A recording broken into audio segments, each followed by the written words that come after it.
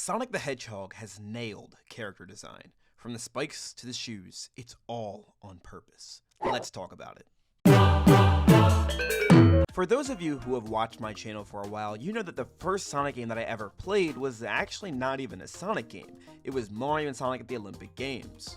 Before I was a Sonic fan, I was a massive Mario fan. And don't worry, I still am. But with that being said, as I was playing Mario and Sonic at the Olympic Games for the first time at my sister's house, I noticed something.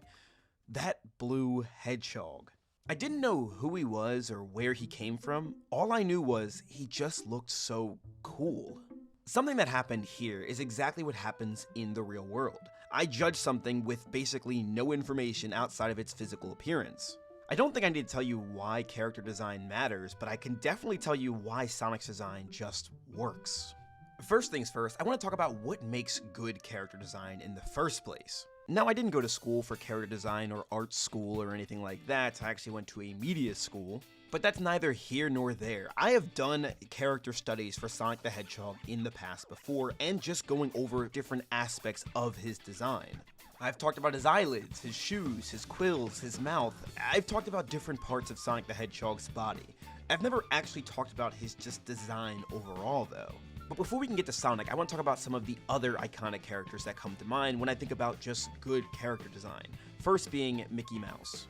Now, just taking a 2-second look at Mickey Mouse, I think one of the things that sticks out the most about this character is the ears. In every single artistic design you have of this character, the ears are always just sticking out and loud. Now, just looking at the colors of this character, you've got black, red, white, yellow, and sometimes tan. Now, these color choices, in my opinion, are just excellent. Everything about them is fantastic because it's a great contrast. Now, when it comes to the color black, it always creates a very interesting discussion.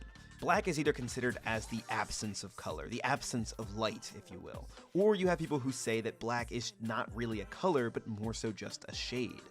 Nonetheless, when you take black and then add a very vibrant or light color to it, everything begins to change. Black is not only seen, but also it magnifies the other color you add to it.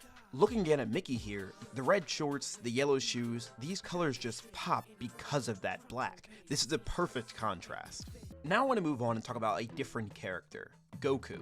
Now, while I do think Goku has a fantastic design, it may not be as recognizable as someone like Mickey Mouse. Having said that though, I want to talk more specifically about Goku's design philosophy, more specifically his hair. Goku's hair is objectively the most noticeable thing about this character. No matter what outfit Goku's wearing, the hair just never seems to change. Even when going super form, it stays relatively similar to how it usually looks, at least in some way, shape, or form. But one of my favorite things about Goku's hair actually compares very closely to something you see in Mickey Mouse's design. No matter which direction Goku is facing, the hair always stays the same way, even if it doesn't make any sense. Take a look at this action figure, for example. You see this Goku action figure? This is exactly how Goku's hair should look at every angle. This is how it's supposed to look. Yet, in the anime and the manga, it always looks like this. Now, the reason for that is because this is a distinctive design trait in Goku. Whenever you're drawing Goku or just designing him, you have to make him as recognizable for the reader or watcher as possible. So doing that means making sure that his hair looks the same at every single angle. Now, let's talk about Sonic. When it comes to Sonic, he has a very similar thing going on there like Goku and Mickey Mouse, where it's always the 3 quills off to the right or off to the left. It might be a bit cliche of me to do this, but let's take a look at the silhouettes of each of these characters: Sonic, Goku, and Mickey Mouse. If you were to take the silhouettes of these characters to a random stranger, they might be able to point out a few of them just by looking at this alone and not seeing any of the colors or art styles or shadings or anything else. Being able to recognize the character just by the silhouette alone tells me that the design is at least really recognizable. Something else that these characters have, and a few others I just haven't mentioned here, is that the design itself is not overly complicated. It's pretty straightforward. Now again, I'm not saying that every good design must be simple, but even still, I think the simplest designs are often the most memorable. Some of the most iconic character designs you'll ever see use very few colors and aren't overly complicated. Sonic falls exactly into this category, using only a handful of colors and also just being very easy to draw.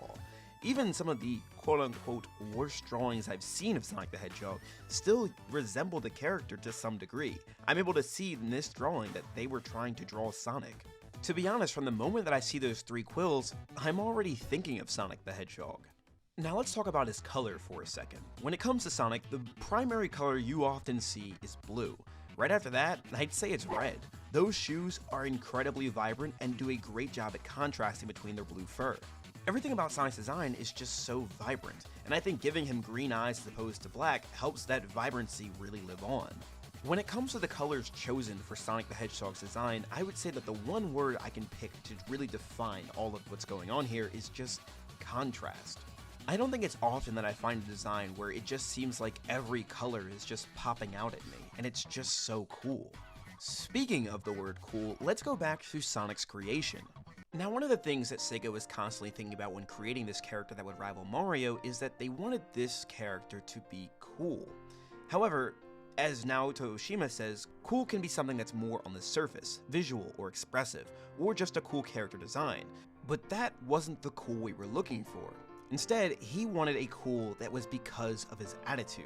Now, I know we're talking about cool in terms of character design here, but I think this cool that lives within Sonic's attitude is often expressed in the artwork that we see of him. In every design you see of Sonic, whether it be 2D or 3D, oftentimes you'll see him doing this cheeky smirk. This smirk that we see Sonic doing, whether he's showing his teeth or it's just a line to indicate that he's smiling, I think is an indicator of his attitude. This is exactly what Sonic's attitude is like, and we can see that just from his design. I think too, choosing to pose Sonic in ways like this, where it's very in your face and out of the way and very, exaggerated, shows that Sonic is more than just this little cartoon character. Sonic's design is basically just another facet to illustrate his personality, which I think is just so cool. Sonic the Hedgehog checks all the boxes for what makes an actual good character design, but also I think what makes him really work too is that he captures the essence of what his character is supposed to be, which is why I think his design works. The coolness of this character can be found in more ways than just his personality, but also through his design. But what do you guys think? What are your thoughts on Sonic the Hedgehog's design? Do you think we need this insane redesign, or do you think it's perfect just the way it is? Let me know all of your thoughts in the comment section down below. I'd love to hear what you guys have to say. Also, if you enjoyed this video, don't forget to leave a like and subscribe on it, and also turn on the post notifications bell, that way you never miss a video from me.